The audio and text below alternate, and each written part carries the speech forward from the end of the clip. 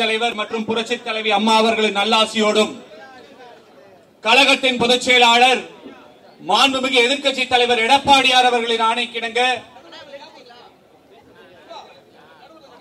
சிறுமிகளுக்கான பாலியல் வன்கொடுமையை கட்டுப்படுத்த தவறிய விடியா திமுக ஸ்டாலின் மாடல் அரசை கண்டித்து நடந்திருக்கும் இந்த மாபெரும் கண்டன ஆர்ப்பாட்டத்திற்கு தலைமை பொறுப்பேற்றிருக்கும் கழக மகளிர் அணியின் செயலாளர், கழக செய்தி தொடர்பாளர், முன்னாள் அமைச்சர் வளர்மதி அக்கா அவர்களே,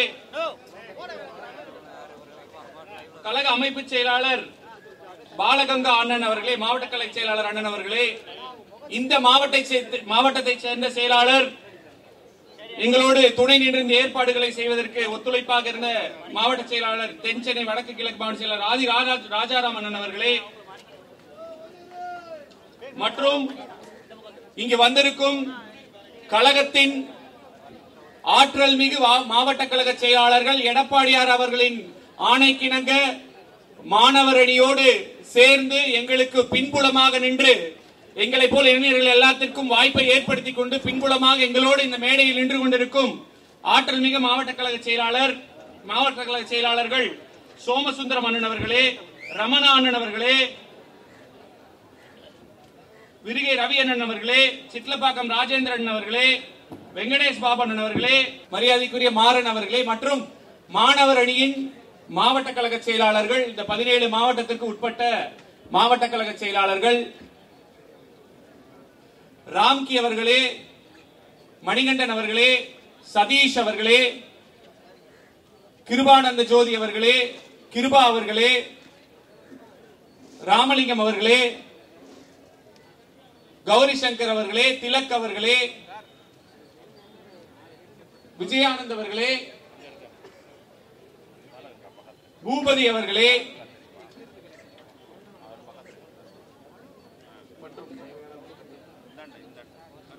மதுரையை சேர்ந்து வந்திருக்கும் மகேந்திர பாண்டியன் அவர்களே, பார்த்திபன் அவர்களே, ஸ்ரீனிவாசன் அவர்களே, டேவிட் ராஜன் அவர்களே, திருவண்ணாமலையிலிருந்து வந்திருக்கும் மாவட்ட கழக செயலாளர்களே, அரவிந்த் அவர்களே, தணிகைவேல் அவர்களே, சாந்தகுமார் அவர்களே,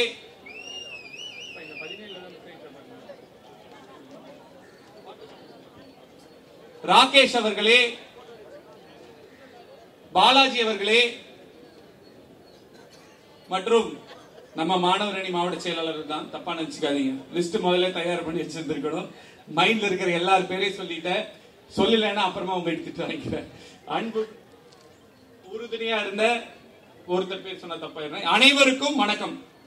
யாராவது ஒரு பேரை சொல்லாம விட்டிருந்தாலும் கழக நிர்வாகிகள், மூத்த முன்னோடிகள், மாணவர் அணி சேர்ந்தவர்கள் சொல்லாம விட்டிருந்தாலும் அன்பு தம்பி தான் சொல்லி எல்லாரும் மன்னிச்சு விட்டுருங்க. இங்க வந்திருக்கும் பத்திரிகை ஊடக நண்பர்கள் மற்றும் அனைவருக்கும் எனது மனமார்ந்த வணக்கங்கள். இது ஒரு அரசியல் கூட்டமோ அரசியல் ஆர்ப்பாட்டமோ கிடையாது.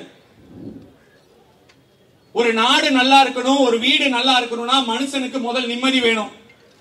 பணம், காசு, படிப்பு, இன்ஃப்ராஸ்ட்ரக்சர், ரோடு, முதலீடு, வேலை வாய்ப்பு இதெல்லாம் அடுத்து. ஒரு மனிதன் நிம்மதியாக இருக்க வேண்டும் என்றால் ஒரு குடும்பத்தில் சந்தோஷமான சூழல் இருக்க வேண்டும். நம் கண்ணுக்கு தெரிந்து கடந்த 100 நாட்களில் 63 குடும்பங்களில் சந்தோஷமான சூழ்நிலை ஸ்டாலின் அரசினால் இல்லை. சும்மா எல்லாம் சொல்லல. ஏன் சொல்றோம்? கடந்த 100 நாட்கள்ல மட்டும் 63 பாலியல் வன்புணர்வு சம்பவங்கள் மாணவிகளுக்கு நடந்திருக்கு. அந்த 63 சம்பவங்கள்ல 49 சம்பவங்கள், கேட்கவே ஈரக்குலையா இருக்கிற மாதிரி, 49 சம்பவங்கள் சிறுமிகள், பள்ளி மாணவிகள். அந்த குழந்தைகளுக்கு எல்லாம் யாராவது போய் தோல்ல தொட்டா எதுக்கு தொடுறாங்கன்னு கூட தெரியாது. அப்படிப்பட்ட பிஞ்சு குழந்தைகளுக்கு பாலியல் வன்புணர்வு நடந்திருக்கு. இது மட்டுமல்ல, இது நாங்க வெறும் இது மட்டும் சொல்றோம். எது? குழந்தைகள் மட்டும்.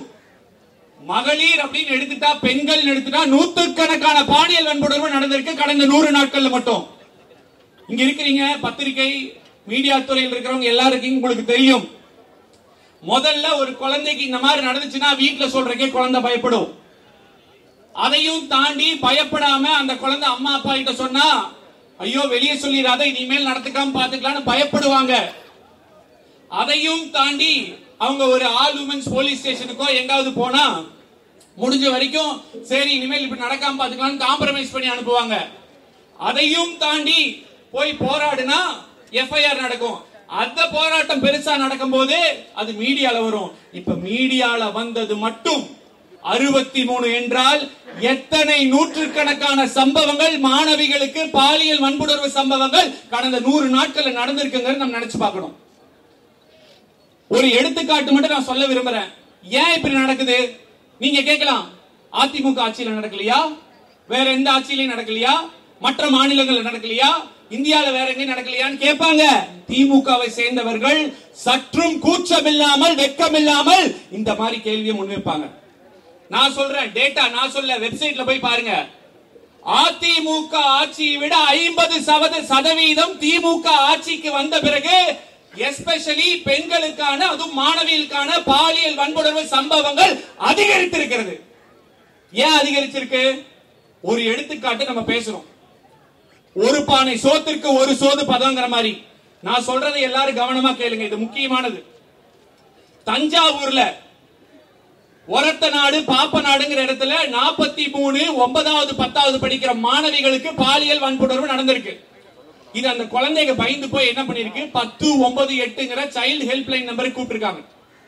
சைல்டு ஹெல்ப்லைன் நம்பரை கூப்பிட்டோன்னே அங்க ஒவ்வொரு டிபார்ட்மெண்ட் கலெக்டரேட்ல டிஸ்ட்ரிக்ட் சைல்டு ப்ரொடெக்ஷன் யூனிட் ஒன்னு இருக்கும். அந்த யூனிட்ல டிஸ்ட்ரிக்ட் சைல்டு ப்ரொடெக்ஷன் ஆபீசர் ஒருத்தர் இருப்பார். அவங்களுக்கு கால் பண்ணோன்னே அங்கிருந்து போய் எல்லா குழந்தைகளுக்கும் ஒரு வெள்ளை பேப்பர் கொடுத்து என்ன பிரச்சனைன்னு கேட்டிருக்காங்க. கேட்ட உடனே அந்த குழந்தைகள்லாம் முத்துக்குமரன்ங்கிற மேக்ஸ் வாத்தியாரு எங்களுக்கு பாலியல் வன்புணர்வு பண்ணினாருன்னு 9வது 10வது படிக்கிற 43 குழந்தைகள் ஒரே மாதிரி எழுதி கொடுத்திருக்காங்க. இதை எடுத்துட்டு போய் ரிப்போர்ட்டா கொடுக்கறாங்க district child protection officer direct recruitment Ranjith Kumar. இத கையில கொடுத்தா அவர் வாங்கி வச்சிட்டு கம்முனு உட்கார்ந்தார். இத அடுத்து சிஇஓ சீஃப் எஜுகேஷன் ஆபீசருக்கு போகும்போது அவர் என்ன பண்றாரு, அந்த வாத்தியார வெறும் சஸ்பெண்ட் பண்ணி அரை சம்பளம் கொடுத்து உட்கார வச்சிடறாரு. ஆகஸ்ட் 12ஆம் தேதி நடந்தது இந்த சம்பவம். செப்டம்பர் அக்டோபர் 43 9வது 10வது படிக்கிற சிறுமிகளை ஒரே வாத்தியார் பாலியல் வன்புணர்வு பண்ணி அந்த பெண்கள் சொல்லியும் 2 மாதத்திற்கு எஃப்ஐஆர் கூட போட வக்கில்லாத அரசாக திராவிட மாடல் ஸ்டாலின் அரசு இருந்திருக்கு. நான் கேட்கிறேன், ஸ்டாலின், உதயநிதி, அந்த ரஞ்சித் குமார் ஆபீசர், உங்க வீட்டுல ஒரு சின்ன பொண்ணுக்கு இப்படி இருந்தா சும்மா இருப்பீங்களா? உங்க வீட்டுல 43 பெண்கள் சிறுமிகளுக்கு நடந்து எஃப்ஐஆர் போடாம இருந்திருக்கீங்க. அதுக்கப்புறம் இந்த 43 பெண்களுடைய பேரண்ட்ஸே போய் போராடுறேன்னு சொன்னதுக்கு அப்புறம் போலீஸ்க்கு அப்பதான் தெரிஞ்சிருக்கு.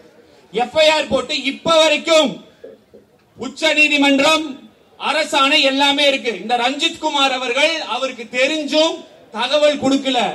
ஏன் கொடுக்கலன்னு கேட்டா அந்த 43 பெண்களோட பேர் வெளியே வந்துரும் சொல்றாரு. இது ஒரு சம்பவம். 3 மாசம் ஆச்சு, எந்த நடவடிக்கை எடுக்கல ரஞ்சித் குமார் மேல. இது மாதிரி 1000 சம்பவங்கள் இருக்கு. ஐயோ அம்மானு பாலியல் பிரச்சனை எப்போ ஒவ்வொரு பெண்களும் கத்தும் போது கேட்காதவங்க அப்பான்னு கூப்பிடுறாங்க ஸ்டாலின். ஆமா, நான் ஏத்துக்கிறேன், கண்டிப்பா அப்பான்னு தான் கூப்பிடுறாங்க. யார் இல்லைன்னு சொன்னா?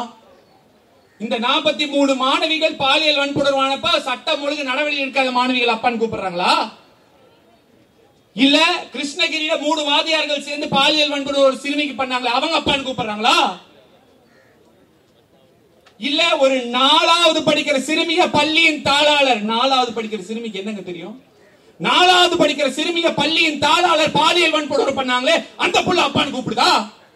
கொஞ்சம் கூட வெட்கம், மானம், சூடு சொரண திராணி இல்லாத ஸ்டாலின் வீடியோ எடுக்கணுங்கிறதுக்காக என்ன வேணா பேசலாமா? உங்க வீட்டுல ஒரு சின்ன குழந்தைக்கு இப்படி இருந்தா சும்மா இருப்பீங்களா? சின்ன இந்த காலத்துல இந்த சைல்ட்ஹுட் டிராமா அப்படின்னு சொல்றாங்க. சின்ன பெண், பிஞ்சு குழந்தை, இந்த குழந்தைக்கு என்ன தெரியும்? சைல்ட்ஹுட் டிராமானால எத்தனையோ பேர் 20 வயசு 30 வயசு ஆனதுக்கு அப்புறம் தெரப்பி எடுக்கிறாங்க.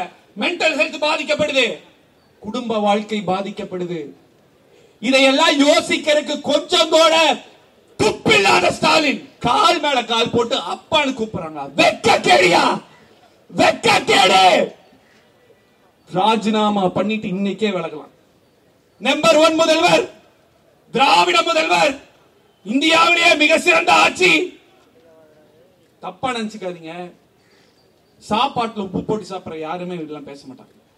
கொஞ்சமாவது மனசாட்சி இருக்கும் ஒரு மனிதனும் இத சொல்ல மாட்டான்.